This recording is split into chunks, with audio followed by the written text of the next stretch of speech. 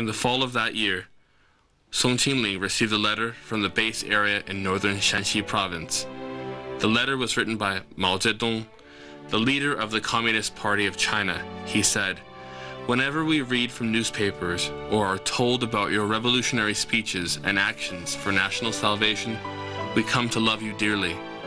After 1927, only you and our comrades can truly carry on Dr. Sun Yat-sen's spirit of revolution and national salvation."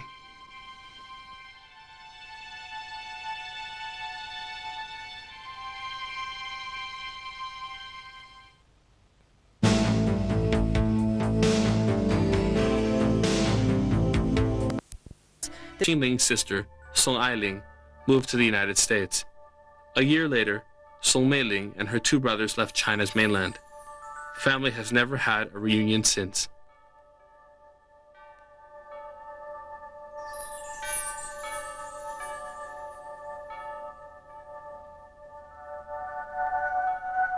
Song Qingling was the only one in the Song family that remained on the mainland. In 1948, Song Qingling became an honorary chairperson of the newly established Revolutionary Committee of the Chinese Kuomintang. She cut her relations with the Chiang Kai-shek controlled Kuomintang.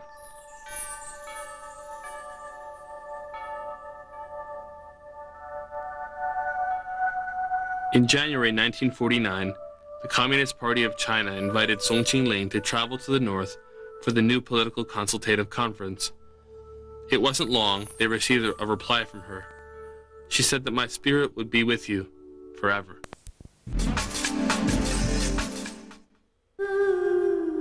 CCTV8's latest drama series is a tale of friendship between a Taiwan student and a Chinese mainland soldier. The pair met in 1934 when the soldier saved the life of the student during Japan's invasion of China. The brothers in arms swore to be friends forever, but lost touch with each other in the chaos of the war. The cameras then followed the two men's separate lives on each side of the Taiwan Straits. After decades of separation, they met again in the late 1990s. The ups and downs of the times and the historical ties across the straits are reflected in the characters' personal destinies. The TV production is directed by Zhang Shaolin, better known for making historical classics such as Heroes of the Marshes and The Romance of the Three Kingdoms. Song Wei, CCTV. Meng Ge, the respected singer from PLA General Political Department Song and Dance Ensemble, presented a new song called Love of Angels to praise the medical workers who are on the front line fighting SARS.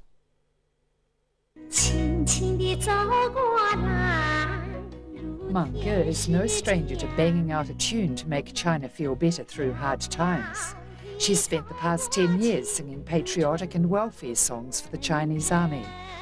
On the occasions of the 50th birthday of New China and the 80th birthday of the Communist Party of China, she was up on stage singing at the celebration galas. This time she's turned her attention to medical workers with Love of Angels. Her music video was partly shot in an epidemic-ridden Beijing hospital. Meng Ge made the tune to voice her support for those fighting SARS. She hopes her optimistic attitude will encourage people to face the disease with a confident heart. Sumik Taggart, CCTV. Life on Earth has never been easy. SARS is just the latest disease to worry the world. But have no fear. Pop music is here to save the day. One of the most recent additions to the host of anti-SARS songs is Bravery. Singer Huang Hexiang belted out a tasteful tune of love via his brand new music video. Nobody seems to have told the pop world that the threat of SARS is diminishing day by day. Even though the virus bandwagon has left the station, pop stars are still queuing up to jump on it. The latest person to put the fight against the SARS to music is Huang Hexiang. Using sleek flash 3D computer animation, his new music video uses science fiction to tell the story of the battle against the illness. In Huang's tune and cartoon, Superman takes on SARS. A tear-jerking TV poem casts a retrospective look at all the heroic deeds accomplished by medical workers. The combination of dance, music, and poetry makes for an exquisite, soul-stirring number. 医生、护士、临床专家带着听诊器，也都曾这样闪烁着胸卡的刚毅和敢于承担的品格，暂时倒下了。 The TV poem is the fruit of a month's efforts by a group of Guangdong artists and will soon hit small screens across the country. Joan Maltese, CCTV. Now, putting on a mask is business as usual to Peking opera stars. But now that everyone's got one, 活动内容由原来单一的祭孔仪式拓展为孔庙开庙、祭孔游行、祭孔仪式3组系列活动。整个活动规模大、气势磅礴，极富震撼力。 15个辈分的孔氏后裔，及来自印度尼西亚、韩国、泰国、马来西亚、美国、日本等10多个国家和地区的孔氏后裔、海外华人外宾参拜团参加了祭孔仪式。另外，当天在台湾一些地方也举行了祭孔典礼。早上6点，祭孔开始，所有仪式依循古礼，场面庄严肃穆。孔子第77代孙孔德成等后人参加了台北等地的祭祀仪式。典礼结束。 在孔庙外等候已久的市民带着小孩排起200-300米的长龙，等候领取智慧糕。相传吃了能够增长智慧、学业进步。由于只供应800份，所以市民趋之若鹜。台中市也举行了由台湾各界参加的祭孔大典，典礼吸引了很多市民和游客。此外，高雄、彰化、云林等地28号也分别举行了祭孔典礼。中央台综合报道。 作为北京2008首届奥林匹克文化节重要活动之一，魅力北京人文奥运万里长城万人太极拳表演活动今天上午在居庸关长城隆重举行。上午9点，居庸关长城的东西两侧和中心广场就站满了身着太极服饰的表演队伍。音乐响起，所有演员整齐划一，用一招一式表达了对中国。 我觉得是真的一个那么多人一起练太极是一个非常好的事情，我真的很高兴。奥林匹克文化节的主办方负责人介绍，太极拳作为中华民族传统体育项目，成为宣传北京2008奥运会的代表性活动之一。它在向世界宣传北京的同时，也使这项群众参与的体育健身运动得到了进一步普及。我们明确的目标就是，我们要不在2008年的时候，我们要使全市的体育人口能够达到60%。 同时，我们要在社区、街道，我们建立起全民健身的服务网络，使更多的人加入到全民健身人群当中。中国新闻记者北京报道。第35届世界顶尖模特大赛27号晚间在德国城市亚琛举行了决赛，20岁的土耳其选手倪汉获得了本次大赛的冠军，中国北京22岁的姑娘环露露获得了第3名。 由世界选美组织主办的世界顶尖模特大赛是世界上最具影响的模特大赛之一。比赛着重展示各国选手的智慧和文化风貌。本次大赛有德国、俄罗斯、中国、土耳其等34个国家推选的获奖选手参加。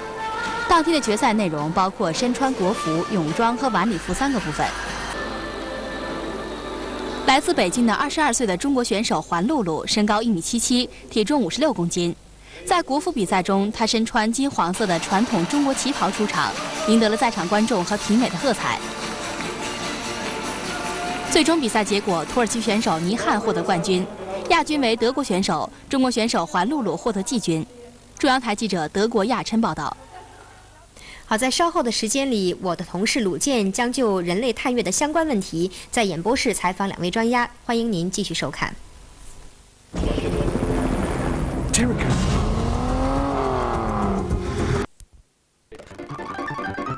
The humorous plot and cartoon-like performances of the actors and actresses are keeping Chinese-speaking audiences in stitches. The Pink Lady's hilarious but sometimes annoying misadventures are experiences most of us can relate to. Ender Brogan, CCTV. Sertab Irena has won Turkey the Europop Olympic gold medal for the first time ever. She ruled the roost at Saturday's Eurovision Song Contest, winning the hearts of millions of Europeans with her rhythmic belly dancing after a thriller finale to the annual Kitsch Fest.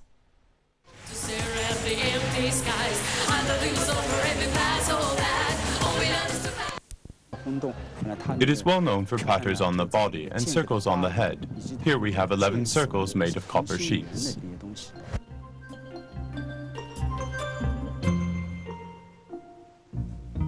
While the real sword rests in the museum, ordinary people may, however, appreciate the replicas.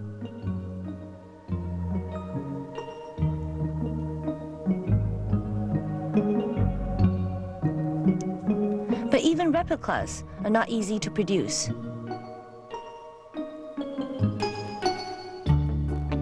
Step 1, molding. We first prepare a model which exactly mimics the length and width of the original. Step 2, casting. After the copper and tin have been heated to 1,000 degrees, they're poured into the model. During the smelting, if the liquid copper is not appropriate, or the liquid copper goes into the wrong channel, dreg will appear. In wartime, this kind of sword is too easily broken. Step 3, shaping. The newly formed sword needs to be cleaned at once, or dregs will remain on its surface. Step 4, post-processing, which includes polish, stone decoration, and pattern drawing. First, paint with a light sensitive cortinet, then paste on a light sensitive paper.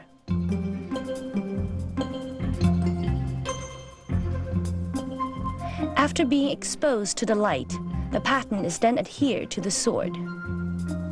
But in an era without cortinet at use, our ancestors had found their ways. In ancient times, they knew in a copper and tin alloy, the color changes if the portion is different. The black is where less tin is contained, the remaining part of the body containing more tin. Thus, the pattern is created.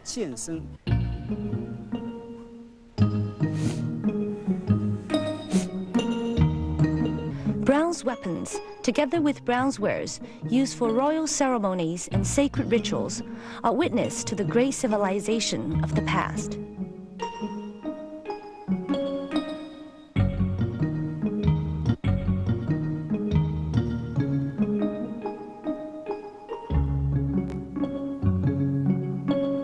It had been on center stage until the appearance of iron and china in the Han Dynasty. But no matter how much has changed, bronze swords such as the Sword of Gojian always remain legend.